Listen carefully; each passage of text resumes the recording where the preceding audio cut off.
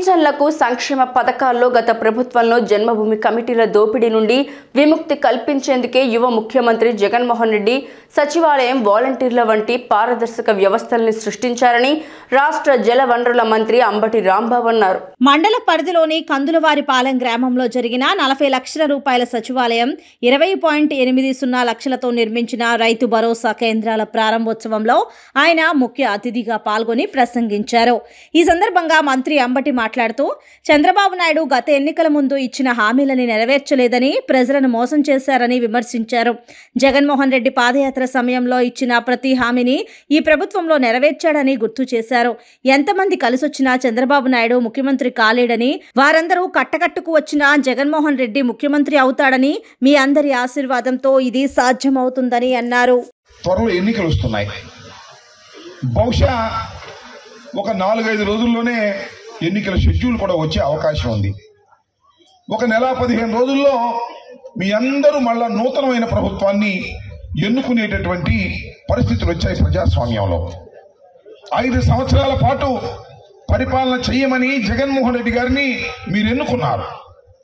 5 సంవత్సరాలు జగన్మోహన్ రెడ్డి గారు పరిపాలన చేశారు.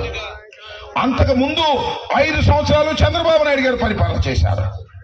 ఈ సందర్భంలో నేను మిమ్మల్ని అందరినీ ప్రశ్నిస్తున్నది ఏమిటంటే, ఆ 5 సంవత్సరాలు చంద్రబాబు నాయుడు గారి పరిపాలన ఎలా ఉంది, ఈ 5 సంవత్సరాలు చంద్రబాబు నాయుడు గారి మన జగన్మోహన్ రెడ్డి గారి పరిపాలన ఎలా ఉంది, ఒక్కసారి బేరీజు వేసుకోవలసినటువంటి సమయం ఆసన్నమైందని మనం చేస్తున్నాం.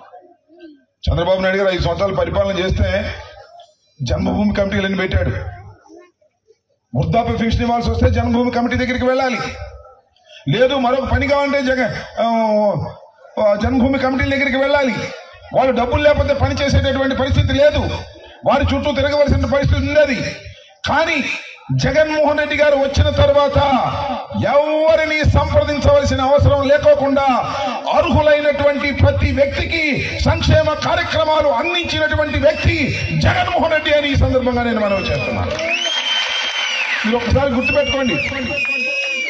జగన్మోహన్ రెడ్డి గారు ఒక మాట చెప్పారు, నన్ను ఎన్నుకోండి, నాకు అవకాశం ఇవ్వండి, ఈ 5 సంవత్సరాల్లో నేను సంక్షేమ కార్యక్రమాలు ఇచ్చేటప్పుడు కులం చూడను, మతం చూడను, ఈ ప్రాంతమా ఆ ప్రాంతం అని చూడను, రాజకీయాలు కూడా చూడను.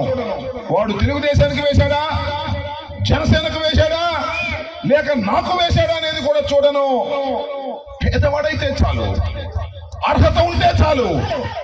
పేదవాడైనా అర్హత ఉన్న ఏ పార్టీకి ఓటు వేసినా సంక్షేమ కార్యక్రమాలు అందిస్తాను అని చెప్పాడు. నేను అడుగుతా ఉన్నా, మిమ్మల్ని అడుగుతా ఉన్నా, తెలుగుదేశం వారికి కూడా చెప్పండి, జనసేన వారికి కూడా చెప్పండి. ఇవాళ వృద్ధాప్య పెన్షన్ తెలుగుదేశం వారికి జనసేన వారికి వస్తుందా రావట్లేదా తెలుసుకుని చెప్పండి. మనం చేస్తున్నా ఓటు వేయలేదని ఆపేయలేదే.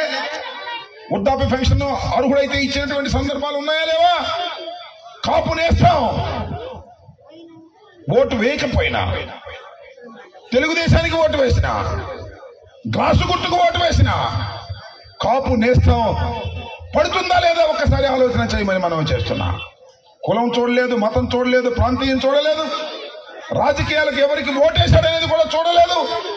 చూడకోకుండా అన్ని సంక్షేమ కార్యక్రమాలు, అమ్మ ఒడి గాని, రైతు భరోసా గాని, కాపు నేస్తం గాని, ఈబీసీ నేస్తం గాని, 1 కాదు 2 కాదు ఎన్నో సంక్షేమ కార్యక్రమాలు.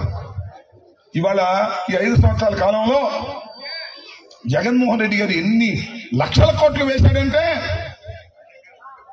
2,77,000 కోట్ల రూపాయలు ప్రజల ఖాతాల్లో వేశాడు.